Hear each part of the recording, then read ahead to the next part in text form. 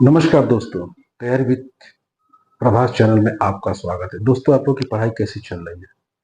दोस्तों, एक मैं बात बता रहा हूं आपको कि समय और शिक्षा का सही समय पर अगर उपयोग करेंगे तभी एक आप सफल व्यक्ति बन पाएंगे।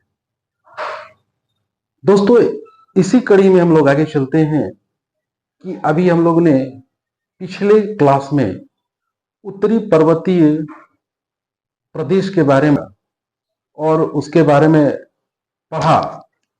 अब उसके आगे कड़ी में जो थंबनेल है दोस्तों, कि उत्तर पर्वतीय प्रदेश को तीन भागों में बांटा गया है। कौन कौन सा है?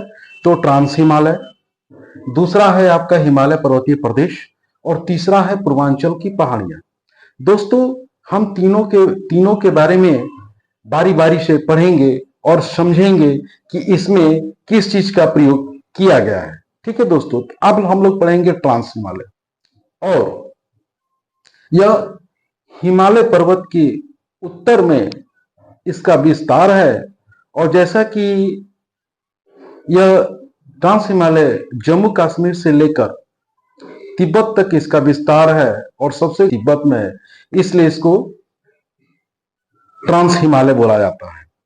दोस्तों, जैसा कि हम लोग जानते हैं कि इसी पर जो है सियाचिन ग्लेशियर भी पाया जाता है।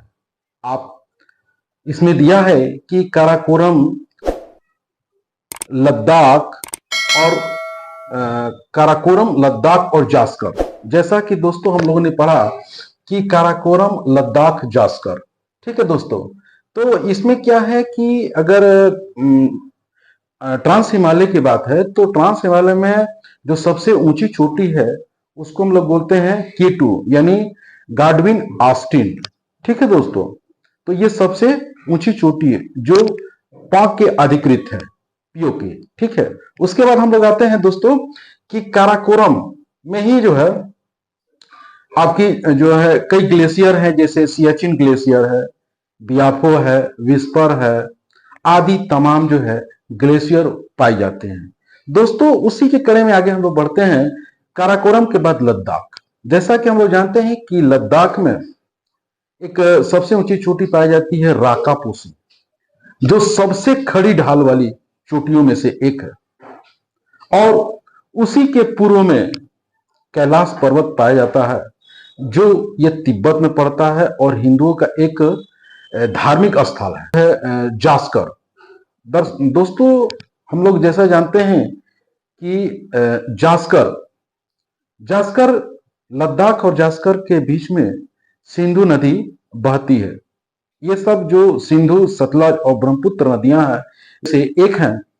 और जो सिंधु नदी है बुंजी नामक स्थान से भारत में वो गहरे खड्डे का निर्माण करती है, यानी भारत में प्रवेश कर जाती है। दोस्तों, हम लोग आगे आते हैं।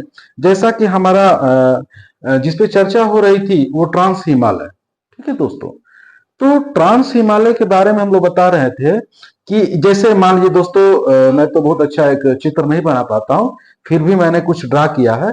जैसे मान लेते हैं कि यह जो है ये हिमालय है। ठीक है, इसको हम लोग कहते हैं हिमालय। तो हिमालय है जैसे, तो इसको हम लोग कहेंगे बृहद हिमालय, बृहद हिमालय या आंतरिक हिमालय, इस भाग को। ठीक है दोस्तों, उसी तरह इस भाग को हम लोग बोलते हैं लघु हिमालय या हिमाचल हिमालय। उसी तरह इसको हम लोग दोस्तों पढ़ते हैं शिवालिक हिमालय। दोस्तों, ये जो हिमालय है उसके जो ऊपर का भाग है उसको ट्रांस हिमालय के नाम से जाना जाता है। ठीक है दोस्तों, तो जैसे कि हम लोगों ने देखा कि ट्रांस हिमालय के, ठीक है दोस्तों, ट्रांस हिमालय के दक्षिण साइड में, या यूं कहें तो बृहद हिमालय के उत्तर में ट्रांस हिमालय अवस्थित है। ठीक है दोस्तों, तो अभी हम लोगों ने क्या क्या पढ़ा कि ट्रांस हिमालय में जो है काराकोरम, लद्दाख एवं जास्कर श्रेणियां पाई जाती हैं। ठीक है दोस्तों, अब उसके बाद हम लोग आते हैं हिमालय पर्वतीय प्रदेश। तो हिमालय पर्वतीय प्रदेश में हम लोगों ने चर्चा किया कि ट्रांस हिमालय के दक्षिण में, ट्रांस हिमालय के दक्षिण में बृहद हिमालय या आंतरिक हिमालय। उसके बाद हम लोग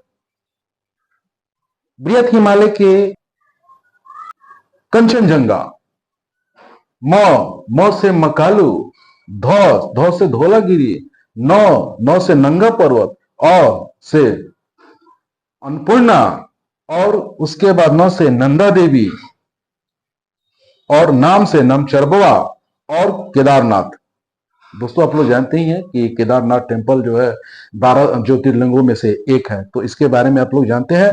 दोस्तों हम लोगों ने जो है बृहद हिमालय में जो अवस्थित जो ऊंची ऊंची चोटियां हैं उसके बारे में विस्तार से चर्चा किया कि एक माधो नंगा अनु के साथ नंदा का नाम लेकर केदारनाथ पहुंचे।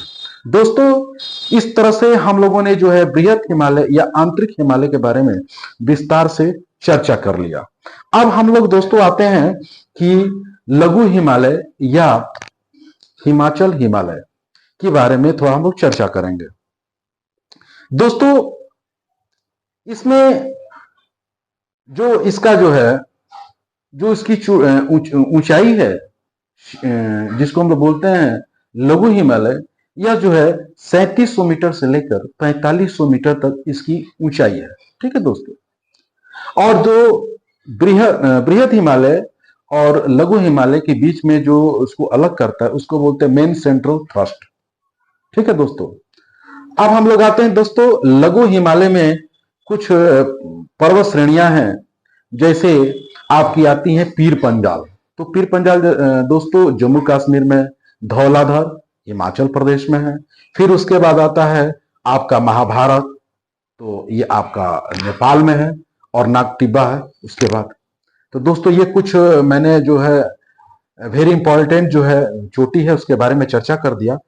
उसके बाद आता है दोस्तों शिवालिक हिमालय। दोस्तों हिमालयों में सबसे जो नीचे का भाग है, जैसे हम लोगों ने नीचे का भाग किया है, इसको हम लोग बोलते हैं शिवालिक हिमालय। अब दोस्तों लघु हिमालय या हिमाचल हिमालय और शिवालिक हिमालय के बीच में जो उसको अलग करता है उसको बोलते हैं मेन बाउंड्री फॉल्ट, एमबीएफ के द्वारा वो अलग होता है। और शिवालिक हिमालय की जो ऊंचाई है वो आपके 900 मीटर से लेके 1200 मीटर तक इसका विस्तार है।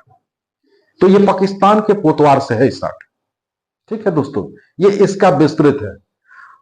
अब चूंकि हम लोग आगे के बारे दोस्तों अभी तक हम लोगों ने चर्चा किया था कि ट्रांस हिमालय, हिमालय पर्वतीय प्रदेश और पूर्वांचल पहाड़ियों के बारे में जो है विस्तार पूर्वक चर्चा की गई।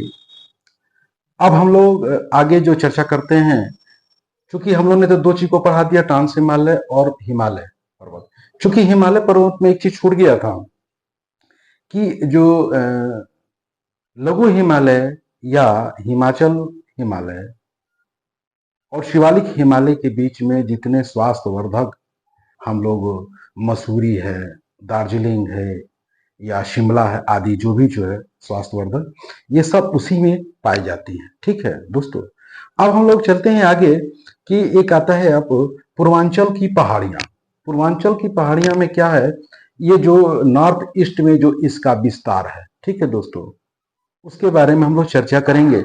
जैसा दोस्तों कि आप लोगों ने जो भारत का नक्शा देखा होगा, जो और मिसमी और पटकाई भूमि, यह अगर क्रम लगाने को आता है दोस्तों कि पश्चिम से पूर्व की ओर, यह अरुणाचल प्रदेश का दोस्तों है, पहाड़ियां हैं, तो इसको हम लोग क्रम में लगा सकते हैं। पश्चिम से पूर्व में कौन कौन सा है, तो डाफला, मीरी, मीरी पहाड़ियां, अबोर की पहाड़ियां, मिसमी पहाड़ियां, अब पटकाई भूमि, यह सब जो है पश्चिम से पूर्व की ओर अरुणाचल प्रदेश में आती है। अब उसी कड़ी में आगे दोस्तों आगे बढ़ते हैं बरेल की पहाड़ी। जैसा आपको दिख रहा होगा अमन, तो दोस्तों इसमें 3 स्टेट है। कौन कौन सा है, एक तो असम है, म से मणि है, न से नागालैंड है। तो दोस्तों ये तो क्लियर हो गया। अब आते हैं अब असम में 2 हैं। कौन कौन है, तो एक मिकिर की पहाड़ियां हैं और एक रेंगमा है। दोस्तों इस कड़ी में एक सबसे महत्वपूर्ण जो है पहाड़ियां है गारो खासी जयंतिया। चूंकि आप जानते हैं कि मेघालय में जो मासिनराम है सबसे ज्यादा बारिश होने वाला जगह है। इसका कारण क्या है, तो इसका सबसे बड़ा कारण क्या है कि वहां पर 3 पहाड़ियां हैं गारो खासी जयंतिया। यह कीप नुमा पहाड़ियां हैं जो बंगाल के खाड़ी से जब पवनें चलती हैं तो तीनों पहाड़ियों में फंस जाती हैं। चूंकि मैंने आपको बताया था कि यह कीप नुमा पहाड़ियां हैं, वहीं फंसने के बाद घंघोर बारिश होती है। दोस्तों, अगर आपको वीडियो अच्छा लगे तो इसको लाइक करें, सब्सक्राइब करें। ठीक है दोस्तों, नमस्कार।